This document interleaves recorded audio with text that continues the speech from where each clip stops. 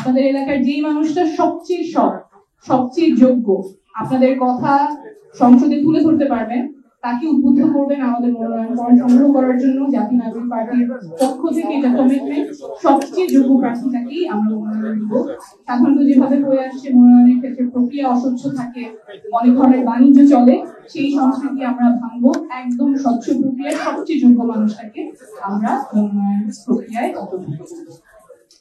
এখন প্রক্রিয়াটাতে চলে আসি। 3 ধরনের প্রক্রিয়ায় মনোনয়ন ফর্ম সংগ্রহ করা যাবে। প্রথমটা হচ্ছে আমাদের যে কেন্দ্রীয় কার্যালয়, সেখানে এসে ফর্ম পূরণ করে মনোনয়ন সংগ্রহ করা যাবে। দ্বিতীয়টা হচ্ছে অনলাইনের মাধ্যমে আমাদের ওয়েবসাইটে গেলে যে কেউ এই ফর্মটা পূরণ করতে পারবেন। আমি ডোমেইনটা বলে দিচ্ছি, nomination nomination.nctbd.org।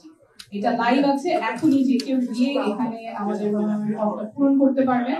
আপনারা স্ক্রিনে দেখতে পাচ্ছেন, খুব সিম্পল কিছু তথ্য দিয়ে মনোনয়ন ফর্মটা আপনারা ফিল আপ করতে পারবেন। ব্যক্তিগত তথ্য, নাম, পিতার নাম, মাতার নাম, কোন নির্বাচনী এলাকা, রাজনৈতিক তথ্য, পূর্বে কোনো রাজনৈতিক সংগঠনের সাথে যুক্ত ছিলেন কিনা, কোনো সামাজিক কার্যক্রমের সাথে যুক্ত ছিলেন কিনা, দলীয় সম্পৃক্ততা কি, এবং এরপরে নৈতিকতা সচেতনতা নিয়ে কিছু প্রশ্ন আছে, নতুন রাজনীতি বলতে কি মনে করেন, এবং শেষে রাজনৈতিক স্থিতি এবং একটা।